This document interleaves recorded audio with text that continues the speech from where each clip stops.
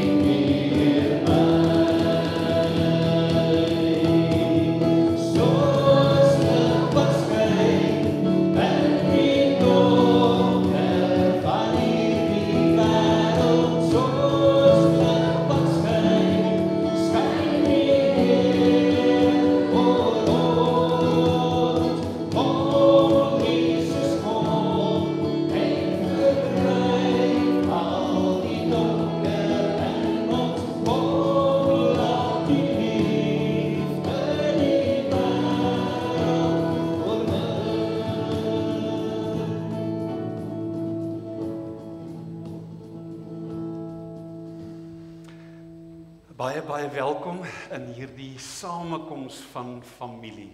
God ons Vader, Jesus ons Verlosser en die Heilige Gees, ons saambinder, ons trooster, ons inspireerder.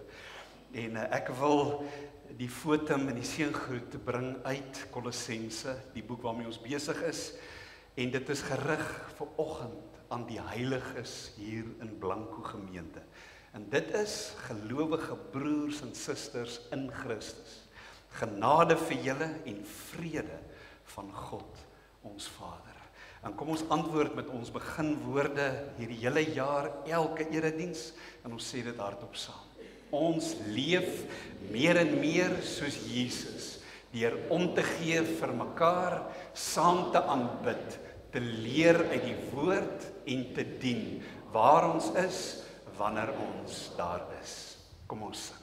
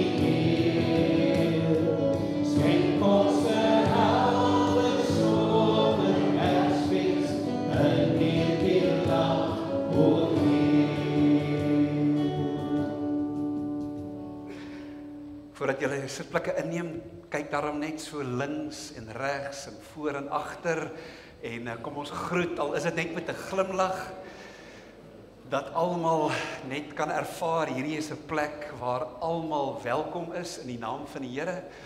Hierdie is 'n plek waar daar geleer word, gegroei word, liefgehê word, omgegee word. En dis my voorreg om jou te verwelkom, veral as jy besoekers is. Ons hoop julle het 'n wonderlike Kerstyd ook hier in die Suid-Kaap. Julle kan julle sitplekke inneem en ons begin deur ook die offergawes op te neem. En veral ter wille van die YouTubers het ons vir julle hier die 4 moontlike maniere om ook op 'n finansiële manier by te dra tot Blanco Gemeente, hierdie liggaam van Christus.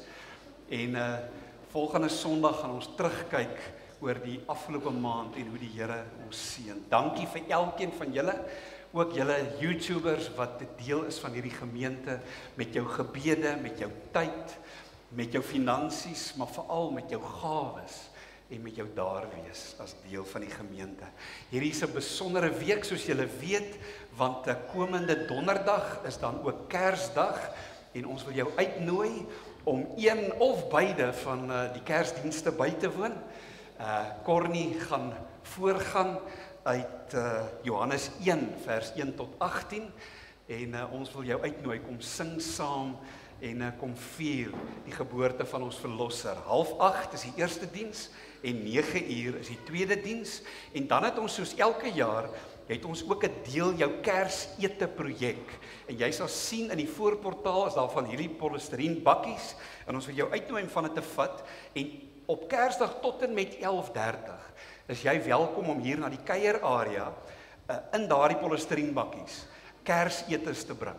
En so iets te deel en ons sal dit uitdeel in ons gemeenskap, spesifieke plekke met wie ons ook reël waar dit regtig 'n groot verskil gaan maak. So dit is die opwinding van Kersdag en ons sien so uit daarna. Dan volgende Sondag is die 28ste is dit Danksondag. So die ritme in ons gemeente is dat die laaste Sondag van elke maand kyk ons terug en sê Here, dankie dat U met finansies, met genade, met liefde, met vergifnis, dat U ons geseën het. En dan spesifiek is dit ook die tyd wat ons koeverte bring of ons dankoffers gee en op so 'n manier in 'n ritme kom maand na maand te sê Here, U is ons voorsiener en ons is U rentmeester. So dis volgende Sondag, daar gaan ook 2 babas gedoop word, so ons gaan die Here se hand in aksie sien, soos wat hy dit uitstrek na elkeen van ons. Dan Oujaarsdiens is 31 Desember, volgende week Woensdag aand, volgende week, die week daarna, Woensdag aand, en die diens hier gaan wees 18:30. Dan wil ons jou ook uitnooi om 'n kalender te kry of af te laai op die gemeente se webblad, blancogemeente.co.za, kan jy die PDF formaat kan jy aflaai. Dis die 7 siklusse van 2026, maar jy kan ook vanoggend by Gerda hier in die kerkkantoor kan jy jou kalender kan jy kry, of as hulle uit is, daar so 35 voorraad wat ons tans het, dan kan jy ook bestel en so uitdeel en deelvorm van 2026. Een van die eerste belangrike dinge, behalwe vir 18 Januarie, wat die groot afskopfees gaan wees, is die tienerkamp, en dis 6 tot 8 Februarie. So ouers en tieners, julle kan nou reeds, kan julle via die kerkkantoor, kan julle inskryf. As daar dan ook nuwe gemeentelede is, nuwe lidmate, wat vanoggend hier is, maar jy het nog nie vorms ingevul nie, dan wil ons jou sommer uitnooi na die diens, daar's vorms in die voorportaal, en kom drink na die tyd, heerlik saam met ons koffie en tee. Dit geld vir almal, dat ons hierdie dienste nie beskou as die oomblik as ons die uitstap is dit verby nie. Nee, ons kuier verder, ons geniet mekaar en die Here se teenwoordigheid. Vriende, dan, omdat ons 'n familie is ook, vier ons saam fees, mense wat verjaar, julle het hulle name gesien, maar ook wanneer ons siek is, so ons vra dat julle ons sal dit weet, as daar mense is wat uitdagings het, maar dan ook is daar tye wat ons as gemeentelede van ons staatmakers groet, tot ons mekaar weer sien in die ewigheid.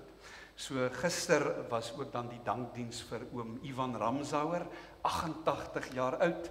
Dis hy wat 10 Comrades marathons voltooi het en ons het 'n video daaroor gemaak en saam met aan Irina en die kinders het ons gister fees gevier omdat hy die wenpaal behaal het. En dis so wonderlik as God se kinders se sterfdag vir ons wat agterbly deur die trane, is dit ook 'n wenpaal. Dis die begin van 'n nuwe reis in die ewigheid by die Here. So ons bid saam. Vriende, as ons gaan koffie drink na die tyd, kyk 'n bietjie na die span mense wat daar vir jou uitdeel en vir jou skink en oorweeg dit om vir 2026 deel te word van die spanne. Gee asseblief jou naam vir Gerda of op die WhatsApp en sê, maar ek sal ook eenmal 'n maand of eenmal 'n siklus deel vorm van 'n skinkspan.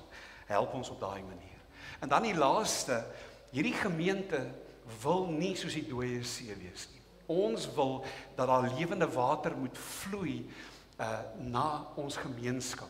En daarom dat deel van ons gemeentevisie is dat ons gestuurdes is om in hierdie gemeenskap waar ook al daar nood is, ryk of arm, dat ons daar wil wees.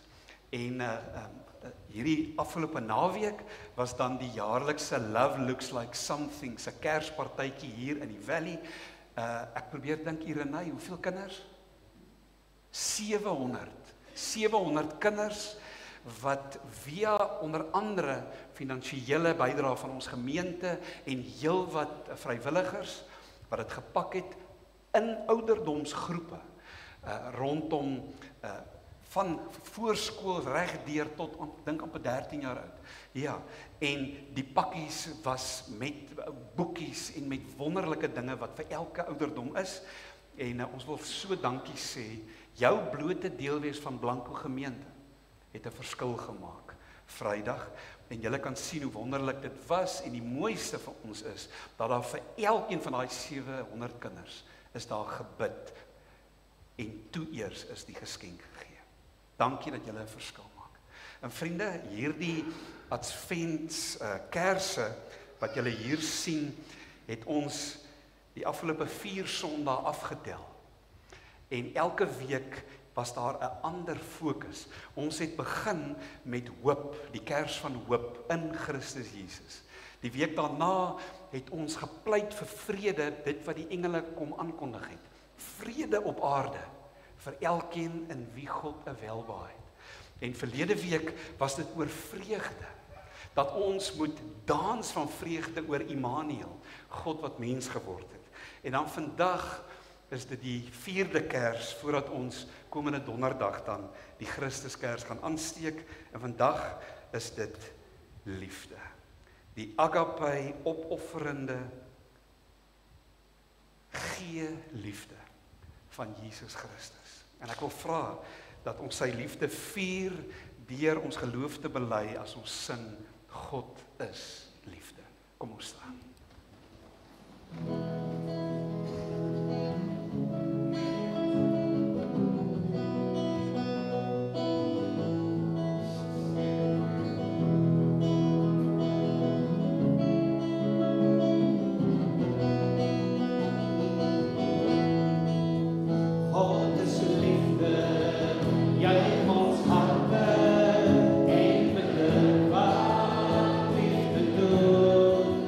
Dat hij ons zei.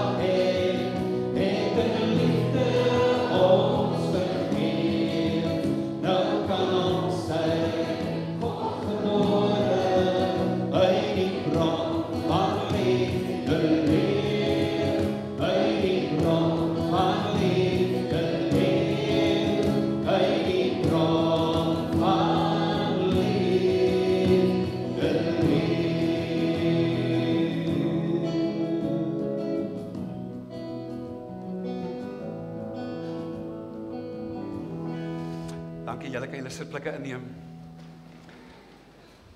En vriende, as ons nou die twee kandelare hier gehad het vanoggend, dan was dit die eerste en die laaste Sondag wat al 7 maal 2 14 kersse sou gebrand het. Maar vir hierdie Kerstyd het ons hierdie adventskerse. Maar dit beteken, as jy terugdink aan Januarie maand, toe ons met die afskop begin het hierdie jaar, vir mekaar gesê, dit wat ons weet op God se hart is die woorde van Jesus, volg my in 2025. Dat daardie 7 siklusse vanoggend tot 'n einde kom. Dat daar 7 siklusse was van 7 weke elk. En vandag is dan die 7de Sabbatsondag. So die van julle wat dink ek praat nou Grieks, julle verstaan nie mooi wat ek sê nie, as julle dalk besoekers is aan die einde van 2020 het ons 3 leraars net besef, daai 2020 kalender het gejok, want die 3/4 van alles wat daarop was, het nie gebeur nie. En toe het die Here ons regtig glo ons geïnspireer met net 'n nuwe manier van dink.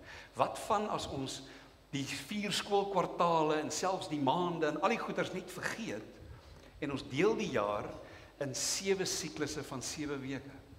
En elke siklus is vir 6 weke is ons besig met 'n Bybelboek, soos nou hierdie siklus Kolossense, en dan die 7de Sondag noem ons die Sabbatsondag. En daar is dit anders as die vorige 6 weke, ons staan stil by die beginsels van Sabbat, om tot rus te kom. En van toepassing op die 7de dag van elke week, in ons eie ritme, maar dan ook in die gemeente, hierdie ritme van 7 weke. En vandag dan, soos ek sê, is die laaste Sabbatsondag van 2025. En hierdie jare het ons hierdie akroniem gebruik van die woord Sela. Dit is 'n Hebreëse woord wat jy veral kry in die psalms. So dit is 'n term wat gesê word, soos wat jy 'n psalm sing, as daar staan Sela, dan weet jy dis die einde van 'n versie, nou moet jy stop, of jy moet die Engelse woord pause. En hieronder het ons deur die jare ook al gesê, dis tyd dan om asem te haal, om te dink oor wat jy sopas gesing het, om te stop, om te luister, om aandag te gee. En so hierdie woord Sela as akroniem het ons dan hierdie 4 woorde het ons gebruik, naamlik stop. Dat dit so ontsettend nodig is dat ek en jy in 'n vinnige, baie vinnige wêreld, dat ons moet stop. En die Here sê, ek het jou gevorm en gemaak, liggaam, siel en gees, om te werk, ja, 6 dae, maar om op die 7de dag te rus. Om die Engelse woord te gebruik, te recharge. As jy dink aan jou rekenaar, om dalk 'n nuwe update te installeer, om te sê, alles moet gerefresh word. 'n ander woord is defrag, ek weet nie wat is in Afrikaans nie, maar wat jou komputer vir jou sê, ek hang, want hier's te veel goed gelyktydig aan die gang. Stop, sit af, begin oor. En dit is om te stop, wat ek en jy nodig het. Miskien is dit 'n groot antwoord waarvoor jy soek. En jy weet nie, wat is daai een legkaart stukkie, jy weet nie wat dit is nie, miskien is dit dood eenvoudig dit, om in God se ritme te begin ingaan, van om te kyk na jou liggaam, siel en gees, om werklik te kan rus. Dis hoekom hulle, baie van ons, en by jou werk, hoop ek ook jou dwing om vakansies te vat, en by tye om te sê, maar weet jy, hierdie tyd is jou tyd. En vir ons as gelowiges, elke 7de dag, is ons tyd spesiaal saam met die Here, wanneer ons saamkom, ook hier vanoggend. Die E is eenvoud.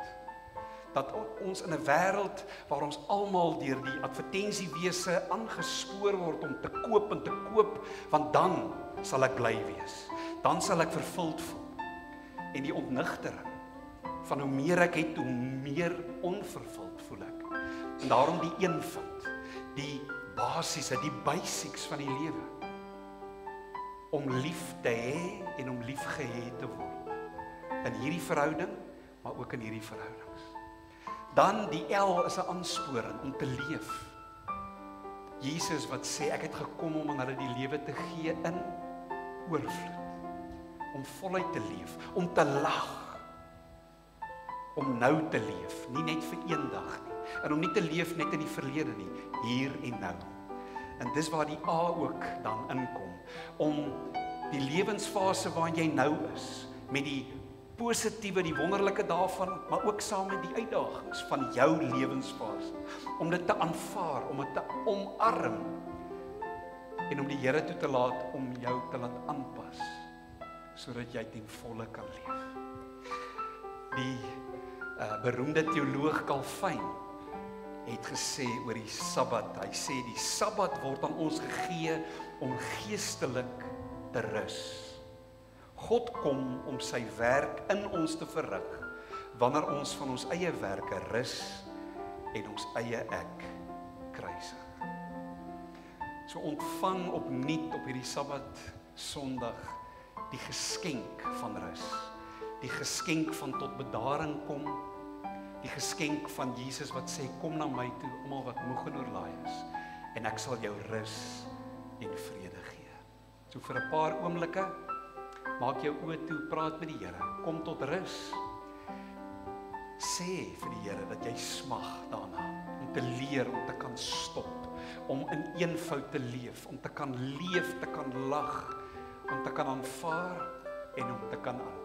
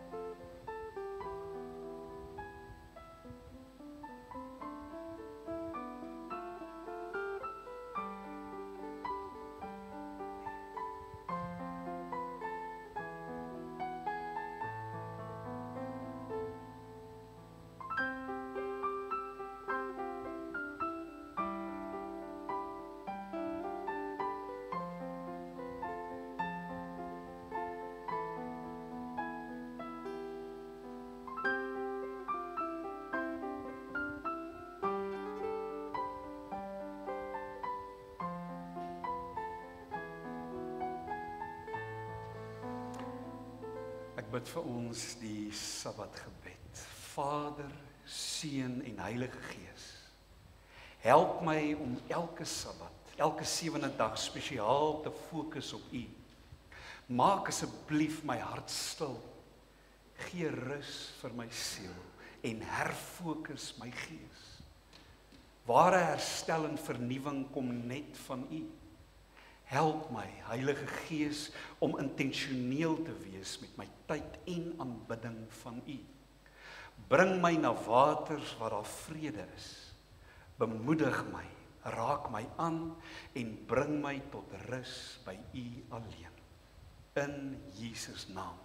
En ons almal antwoord, amen, mag dit so wees. Vriende, as jy in die voorportaal ingekom het, dan sal jy sien, daar is 2 Griekse Bybels. Die een het die Griekse teks aan die een kant en die Engelse teks aan die ander kant. En dan is daar 'n interlineêre Bybel, wat die Griekse teks het en reg onder hom is daar Afrikaans. En dit is 2 besondere Bybels. En as jy vanoggend uitstap, kan jy gaan kyk, dis oop by ons teksgedeelte vanoggend. En ons gaan besig wees met vers 2 tot 6 van die laaste hoofstuk van Kolossense. En die opskrif van die gedeelte is gebed en optrede met wysheid.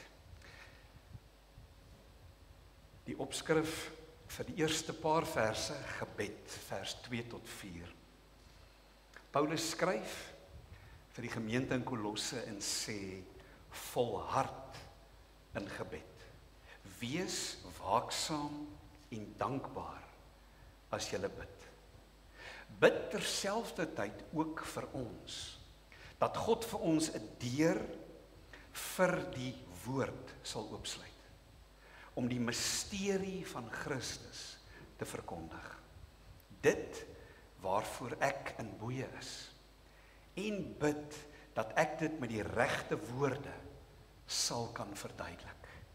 Nou die besondere net van hierdie gedeelte is, dis die tweede maal wat Paulus in Kolossense praat van die misterie van Christus.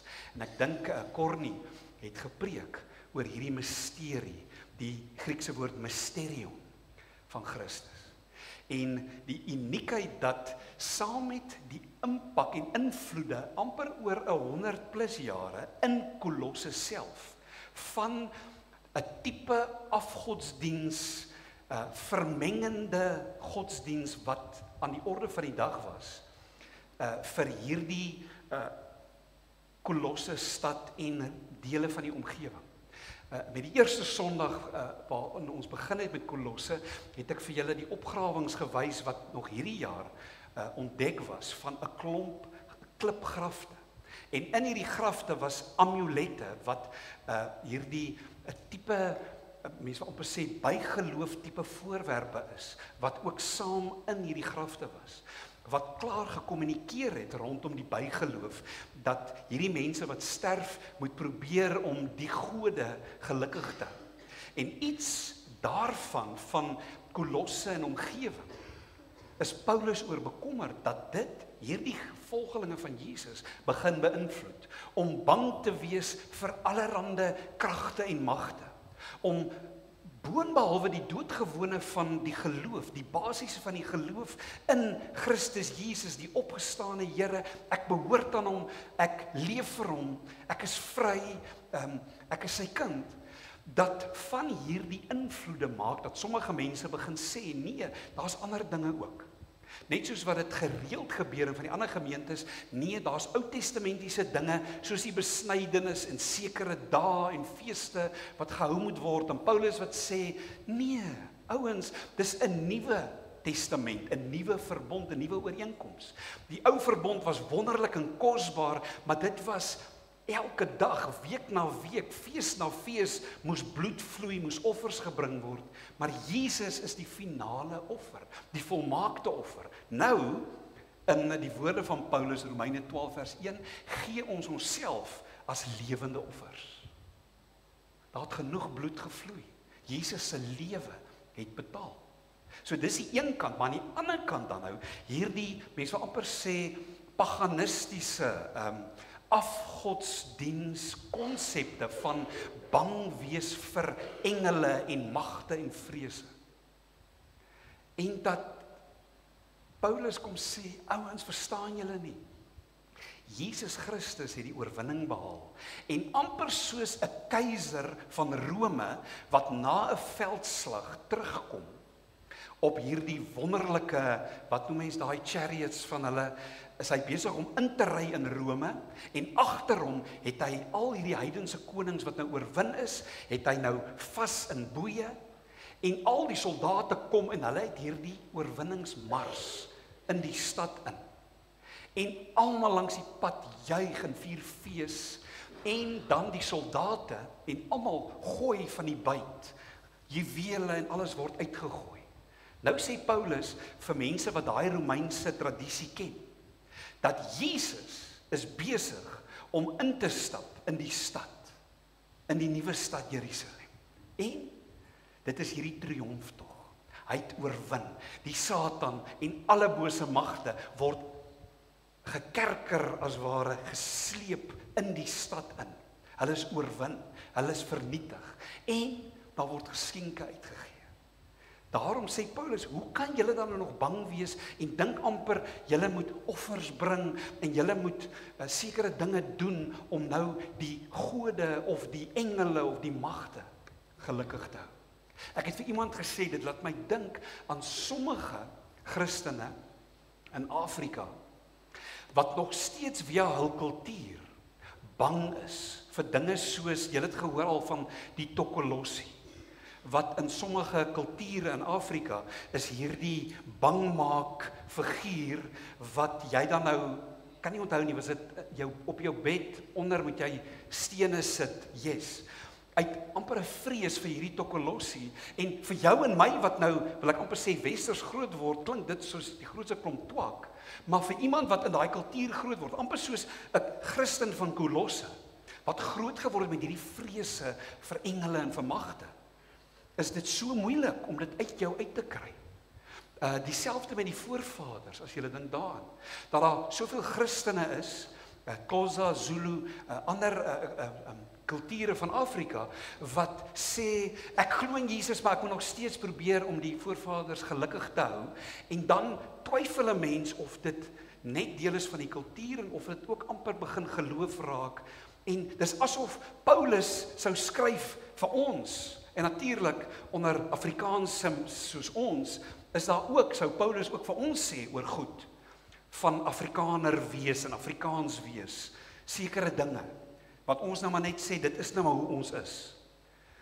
Rugby en die 19e pytjie en wat dit ook al is, en goeders wat soms kultuur is, maar wat nie goed is, vir jou huwelik, vir jou lewe, vir jou gesondheid.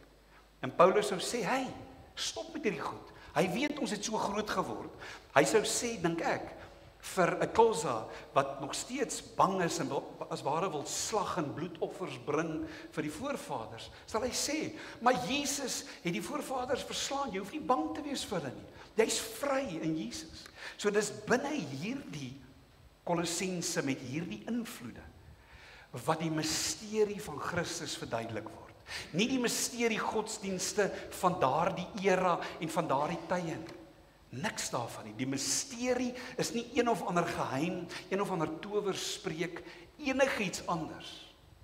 Een of ander legkaartstukkie wat jy op een of ander vreemde manier via gnosis, kennis of een of ander ritueel of towerspreek gaan bereik nie. Nee, die misterie is Christus Jesus, net hy. En dan vra hy, maar bid dat ek as Paulus en verkondigers van die woord, en eintlik elkeen van ons, dat ons hierdie misterie reg sal oordra. Op die regte manier, met die regte woorde.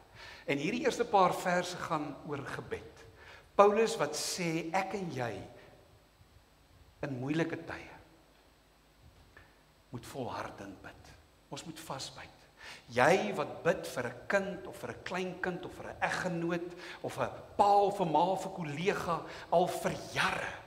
Here, help my om 'n getuie te wees dat hy of sy na U toe kan kom, tot bekering kan kom, of meer en meer soos Jesus kan word, die regte besluite kan neem. Jy's bekommerd dalk oor mense om jou wat jy sien. En in plaas van om met hulle te beklei, of vir hulle te wil preek so met 'n vinger, die voorbeeld van Jesus liefde is om te bid en om liefde uit te straal en te gee. En daarom moet jy volhardend bid. Maar jy moet ook waaksaam wees. Want wanneer jy vir iemand anders bid, mag jy dalk dink, ek doen daai ou so groot guns, en die feit dat ek vir hom bid beteken, ek het eintlik nie ook gebed nodig. Nee, daar's 'n nederigheid wat sê, Here, ek is op my knieë vir myself eerste. En dan vir my eggenoot en my kinders en die res en die gemeente en die land en George en die wêreld.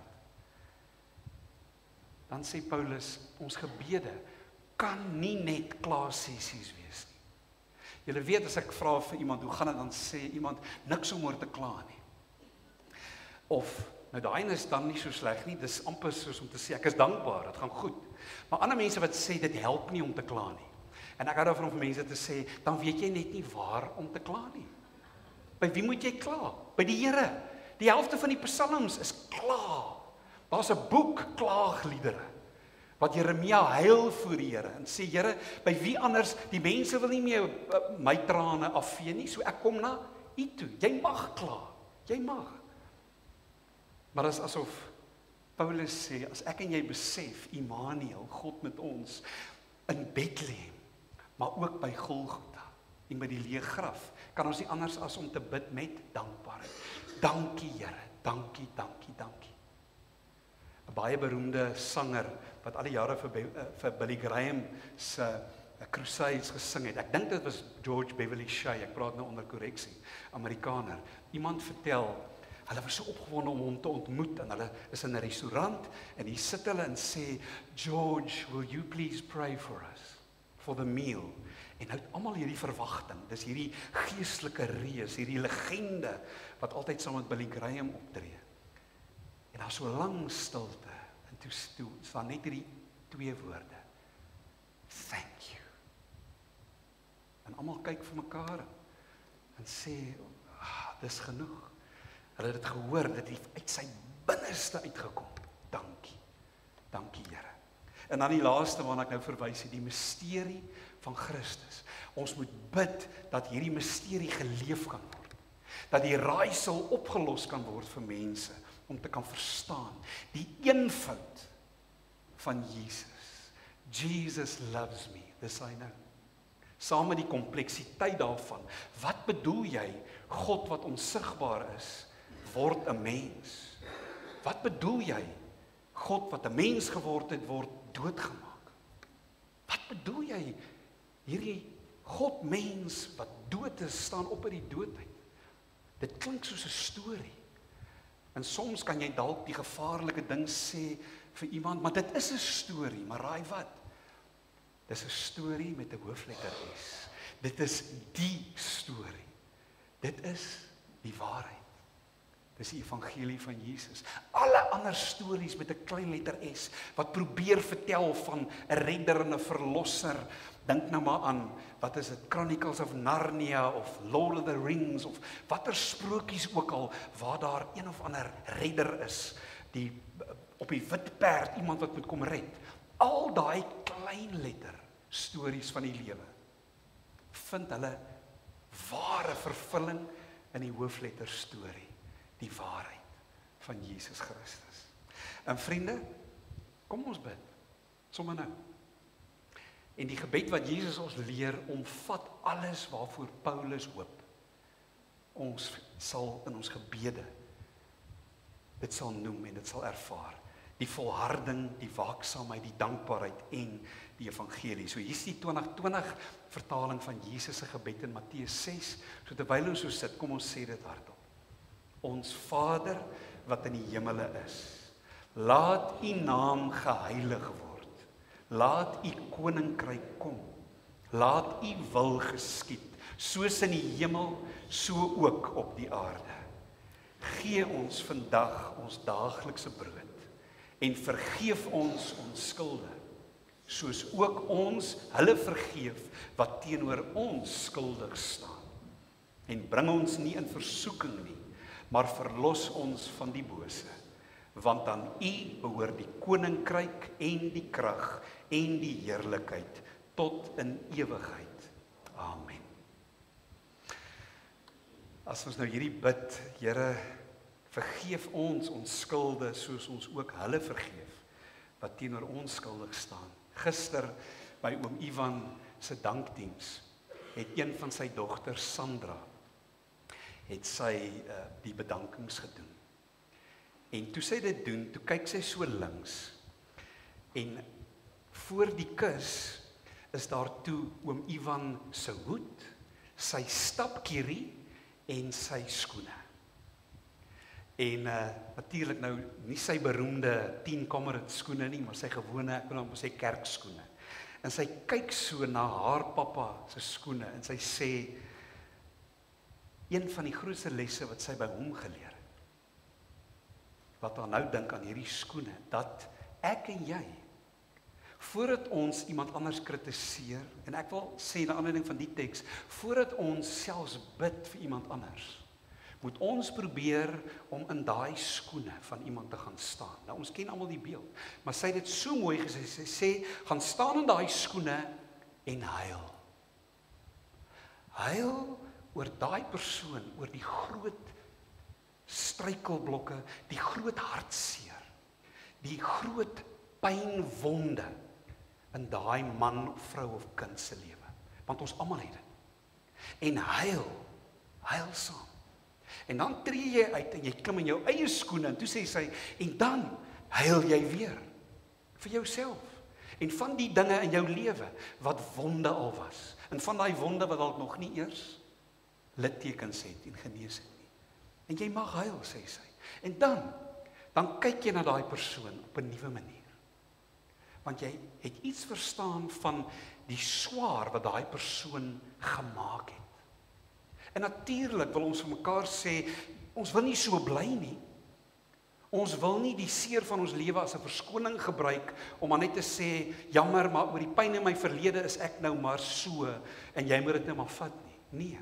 Maar wanneer ons na mekaar kyk en verstaan, probeer verstaan hoekom iemand my seer gemaak het, jou seer gemaak het. Dit was nie reg nie, maar as ek iets kan probeer verstaan en dan in gebed, soos Paulus ons wil leer en soos Jesus, dan te kan bid, Here, vergewe U asseblief vir my, net soos wat ek hom, haar, van daai name, mense wie se name jy beloof het, jy sal nooit weer daai naam oor jou lippe neem nie. Hierdie teks sê, bring weer daai naam op jou lippe in gebed voor die Here en sê asseblief Here. Ja, Here, vergewe hom, vergewe haar. Maar asseblief Here, red hom, genees hom, genees haar. Dis die krag van gebed om mense lewens te kan verander. Ek weet dit, vir baie mense is dit half nou in die politiek, maar in Amerika weet julle van Charlie Kirk wat vermoor is. En die land is so verdeel omdat hy nie maar net 'n gewone Christen was nie, maar iemand wat baie aktief in die politiek is. En almal weet, Donovan, Renel, julle almal weet, die politiek is morsig en is lelik. En dan as mens nou 'n politikus is en jy's nog 'n Christen ook. En ek wil amper nou sê 'n kerkmens, dan is dit net soveel moeiliker. Want die woord hou ons heeltyd op 'n ander standaard. Maar met sy begrafnis, ek wil nou amper sê, al die kritiek wat mense van verskillende politieke kante nou kan sê daaroor, het sy gepraat en gesê oor die man wat haar man vermoor het met 'n koelskoot, het sy gesê, I forgive him. En natuurlik was daar nou mense van die kant wat sê, sy bedoel dit nie, dis nou maar net 'n politieke stand of ook al. Maar daar selfs mense wat polities 100% teenoor haar en Charlie hulle se beweging staan, wat net gesê het, wow, dit kan die wêreld 'n beter plek maak, as mense kan sê, ek vergewe jou. Dit is wat ons bid, vir onsself en vir ander. Wanneer ons gehoorsaam is en sê, Paulus, dankie, dat jy vir ons sê hoe ons moet bid. Passievol, volhardend, maar met empatie en met vergifnis en met liefde. Ja, Jesus, ek wil bid soos U sê, vergewe my, soos ek ook ander vergewe. Dan gaan Paulus oor, en dis die laaste deel van ons saamlees vanoggend, vers 5 en 6. As jy bid, en jy bid dat die evangeliese misterie sal gaan, dat dit soos 'n aangename geur, soos parfuum sal wees in die wêreld, wat 'n verskil maak, dan moet jy ook kan praat, en kan optree, en kan leef, teenoor mense in hierdie wêreld. En as hy skryf vir die ouens in Kolosse, dan is hulle 'n gemeentetjie, maar in 'n stad van ongelowiges, van mense met allerhande ander tipe geloof, afgode, versoekinge. En hier moet hulle gelowiges wees, nie net skouers skuur nie, maar dan die misterie van Christus uitdra na almal om hulle. En daarom dat hy sê, dit moet optrede wees van jou en my met wysheid. Vers 5, tree met wysheid teenoor buitestanders op, en koop die tyd uit. So wie's buitestanders? Dis mense buite die geloof, buite die gemeente. Mense wat daar buite is, wat vanoggend dink, as hulle dalk ons hoor sing, ja, die mense nie beter dinge om te doen nie. Regtig waar. En as jy dalk iets sou sê, ons was nou in die kerk en sê, nee, ek vat daai ding van die Sabbatdag baie ernstig op, hoor. Ek slaap in. Ek moet kyk na hierdie lyf. Ek werk kwai, skofte. En ja, so hierdie buitestanders, mense wat nie glo nie. Dis 'n geleentheid. En ek en jy moet die tyd uitkoop, wat beteken, die Here stuur mense oor ons pad, en op grond van jou invloed, jou impak, kan jy op een of ander manier die parfuum van Christus, die geur, die misterie, boodskap kan jy deel. Jy hoef nie gespanne te wees om te dink, as jy iemand ontmoet, dat 'n uur later moet daai persoon tot bekering wees. En as hy nog nooit gedoop was nie, sommer deur die water ook is. Daai angstigheid kom nie van die Here af nie. Dit is nie maar net om op die ou end te sê, nog 'n regmerkie, nog 'n statistiekie daar in my boek, nog iemand wat nou gered is nie. Glad nie. Jy kan nooit mense maar net sien as statistiek, as die objek waar jy nou moet, as subjek moet jy nou die evangelie op hulle afbring nie. Party mense glo ons nou eintlik maar in die 5-punt evangelisasie. En dis dood eenvoudig, jy vat hierdie 5 punte, jy maak so, en nou wil jy jou kinders en mense om jou, eintlik met die Bybel, wil jy in die koninkryk inpak slaag gee. Dis nooit hoe die Gees van God werk nie. Die Gees van God is 'n gentleman, wat sê, jy moet klop aan die deur en ek sal oopmaak.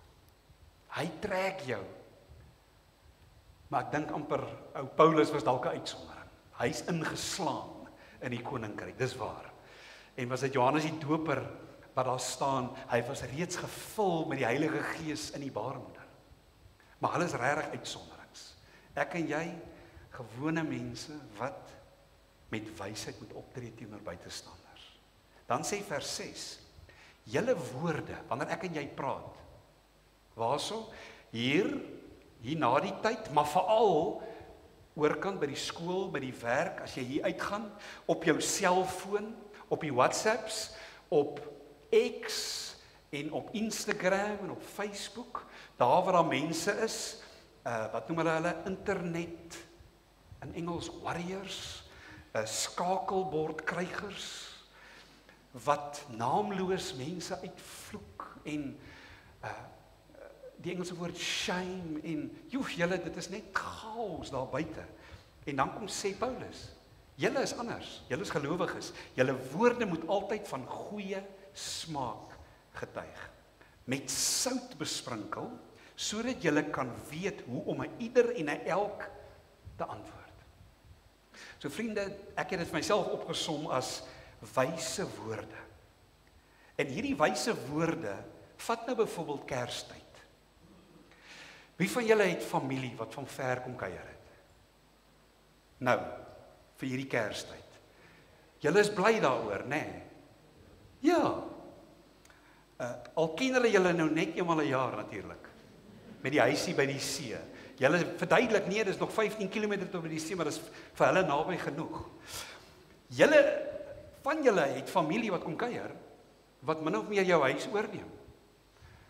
En dit is so 'n bietjie implikasies vir man en vrou, vir julle, as julle in die bed lê, om vir mekaar te sê, okay, haal net diep asem en môre, en moenie bekommerd wees nie, die 26ste hoop ons, gaan hulle.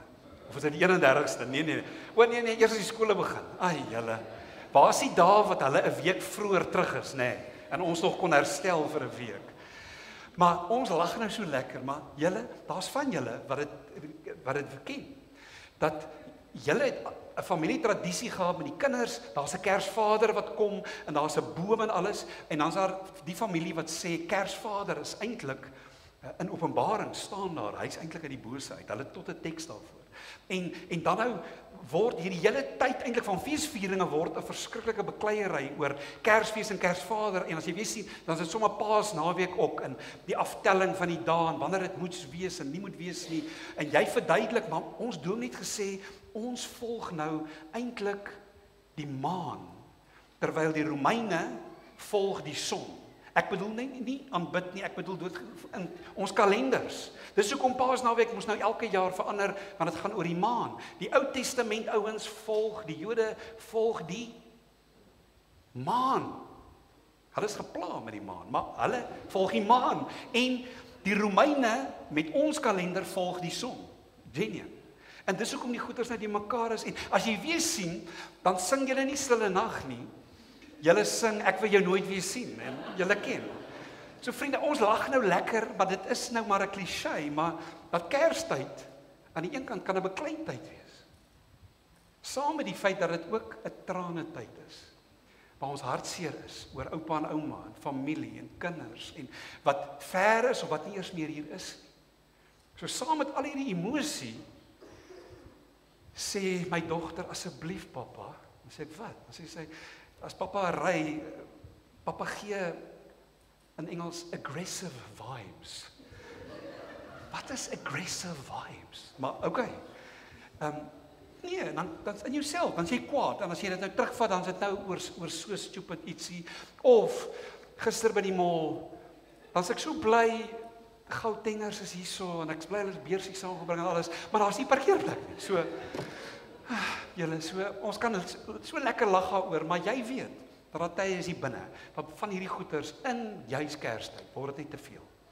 En dan kom sê Paulus, hey, wyse woorde. Want familie beklei en stry nie net oor dit nie, maar oor politiek, en oor geld, en oor misdaad, en oor die regering, en oor die ou Suid-Afrika en die nuwe Suid-Afrika, en oor die kerk. Dalk hoor jy ook hierdie vakansie, dat jy is eintlik in die verkeerde kerk. Jy moet nou nie vir die familie wat kom kuier sê, hulle is in die verkeerde kerk nie. Los daai tipe goeders uit. Daar is soveel konflik wat kan gebeur, en ons leef in 'n tyd van die Engelse woord outrage. En dit is die hele tyd die voorblaai van die koerante. Ons leef in 'n tyd van woede, van konflik, van almal is kwaad. En is dan, wanneer die Here deur Paulus vir Kolosse en ook vir Blanco kom sê, jy is 'n ambassadeur van 'n ander wêreld, van 'n ander land, 'n land van vrede, van Jerusalem, die stad van God se vrede, van sy nuwe wêreld. En daarom, hoe jy met buitestanders, hoe jy met familie, met eggenotes, met almal, hoe jy praat, jou woorde is 'n refleksie van jou binneste, dit moet goeie smaak wees. Dalk dood eenvoudig net goeie maniere, binne in 'n bepaalde kultuur. As jy in Japan kom en jy's 'n Christen, en jy sien iemand maak so vir jou, dan gaan jy nie sê, ek buig voor niemand, ek buig net voor die Here nie. Nee, dan groet jy so. Jy is iemand wat sê, maar ek wil mense met respek hanteer. Ek is 'n gas hier in jou land, en ek wil graag die reg verwerf om jou van Jesus, van die misterie, te kan vertel. En daarom wil ek enige hindernisse tussen ons. Hudson Taylor, een van die mees beroemde, inspirerende sendelinge van die vorige eeu, was 'n sendeling, hy's 'n Europeër, Westerling, en hy was 'n sendeling in China. En toe hy terugkom op 'n stadium om nou te kom preek, toe besluit hy, maar hy hou sy Chinese klere aan, en hy al sy hare is afgesny, en hy het 'n ponytail wat hier bo kom. Hy lyk soos 'n Chinees. En toe moes hy die hele vir ouens verduidelik, hoor die ouens, want baie ouens het gedink, het hy nou 'n Chinees geword, het hy die geloof verloor. Nee, hy lyk soos 'n Chinees nou, want hy's by die Chinese, en raai wat, hy praat nie Engels nie, met daai kant nie, hy praat Chinees. So jou en my goeie smaak, jou en my waar ons leef en werk, deel word van die samelewing, en goeie maniere hê, nie kompromie aangaan, terwille van nie, maar om God se pad te loop, maar met goeie smaak, en met 'n oop hart, en met sout besprinkel jou woorde. En sout natuurlik baie werd in die tyd van Paulus hulle, maar dan as 'n preserveermiddel, in 'n tyd wil ek nou amper sê, voor ons wonderlike yskaste en vrieskaste, om waarde toe te voeg, om te preserveer, om dit wat mooi is te kan behou. Dis wat jou en my woorde moet bring. En vriende, die probleem is net, dit is so moeilik, maar die gees van God is in jou, en keer op keer moet ek en jy dalk tot 10 tel, en sê, Heilige Gees, help my nou in hierdie moeilike situasie. Help my nou in hierdie werksituasie waar daar konflik is, of waar daar vergadering gehou moet word, 'n dissiplinêre iets. Here, dat ek sal hou by dit wat reg is en wat verkeerd is, die onderskeid ja, maar dat ek iemand sal wees van integriteit en van liefde. Dit vat geestelike volwassenheid. Soos ons vanoggend hier sit, sou ons vir mekaar kon sê, amper 'n lys, van wie is die oudste tot wie is die jongste. Heel onder. Meneer Lamprecht, dis jy. En Dan sou party mense sê, maar in terme van volwassenheid sou ons sê, die oudste oupa, die oudste ouma hierso, tannie Alna, tannie is die mees volwasse persoon. En tannie is dit.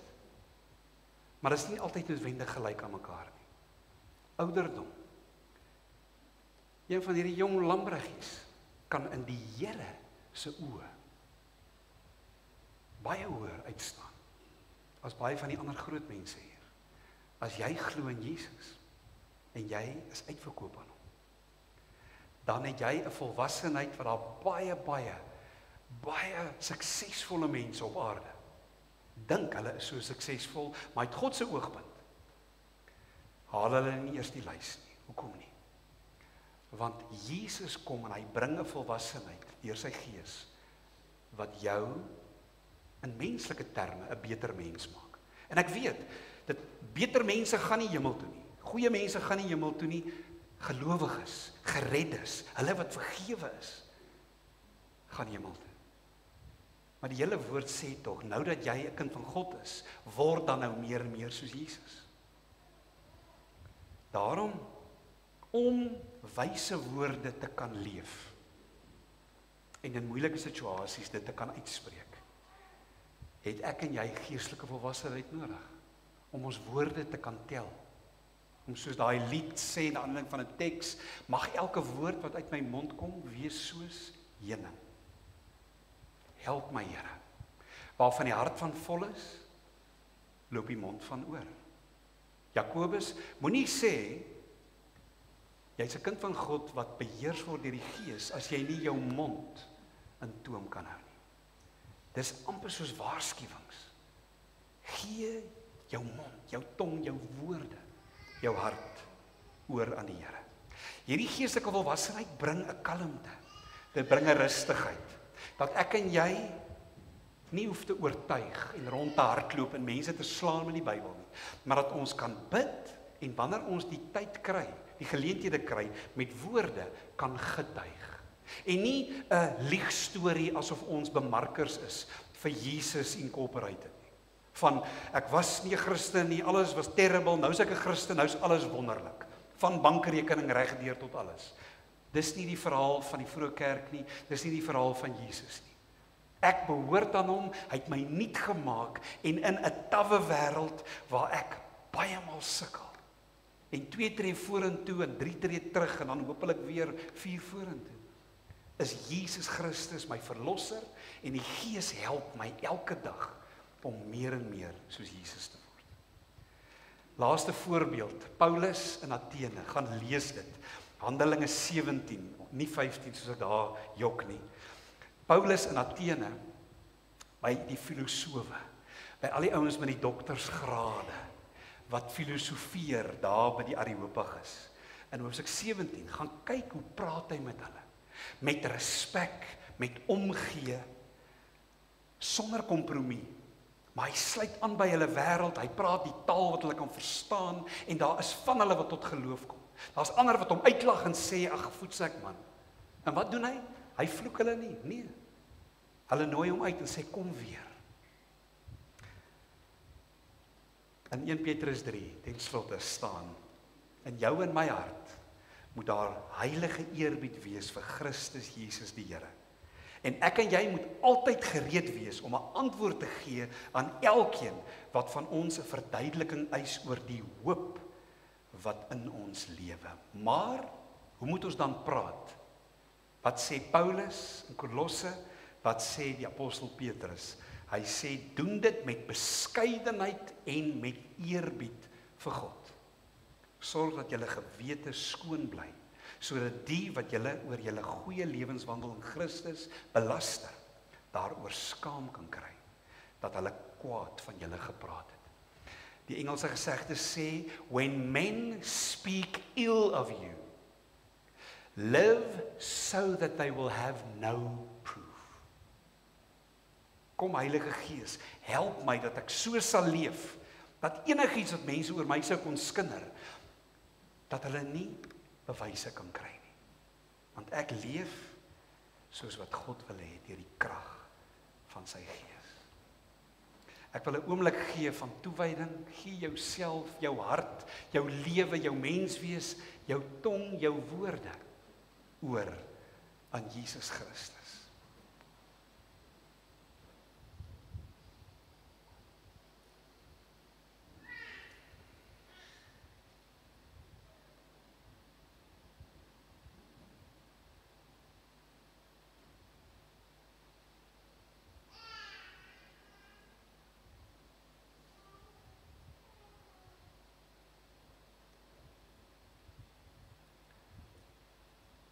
Vader, Seun, Heilige Gees, dikwels is die woorde op my lippe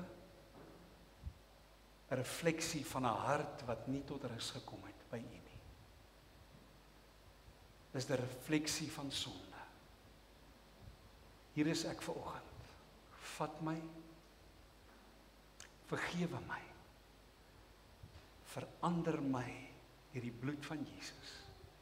Kom vul my met die Gees van God. Mag elke woord wat uit my mond kom, wees soos Jene. In Jesus naam. Amen. Vriende, kom ons staan en ons doen 'n geloofsbelijdenis met die paar verse in hoofstuk 1 van Kolossense, wat 'n geloofsbelijdenis is oor hierdie Jesus wat ons aanbid.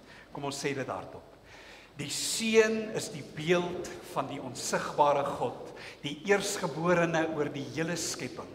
Want deur hom het God alles geskep, alles in die hemel en op die aarde, die sigbare en die onsigbare dinge, of dit koninklike of heersende magte, owerhede of gesagvoerders is. Alles is deur hom en tot hom geskep. Hy het voor alles bestaan en in hom hou alles stand. Hy is die hoof van die liggaam, die kerk. Hy is die oorsprong, die eersgeborene uit die dood, sodat hy in alles die eerste plek kon inneem. Want God het dit goed gevind om met die hele volheid in hom te laat woon. En om deur hom alles, ja alles op aarde en in die hemel, met homself te versoen. Deurdat hy vrede gebring het, deur sy bloed aan die kruis. Kom ons sing.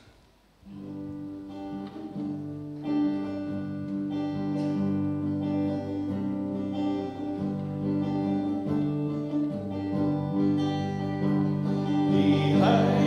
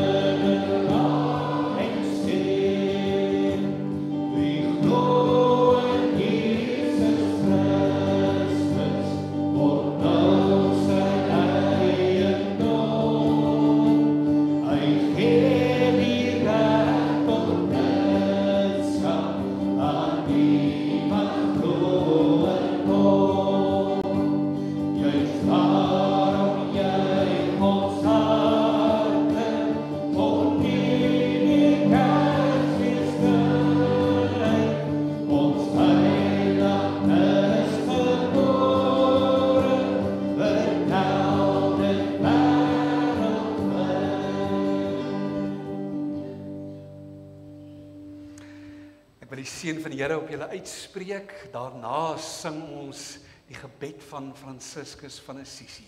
Laat die Heer u vrede deur my vloei en weet jy is genooi vir die koffie, vir die tee, vir die saamkuier. Mag dan die genade van ons Here Jesus Christus, die liefde van God ons Vader en die krag, die troos en die inspirasie van die Gees van God jou deel wees. Amen.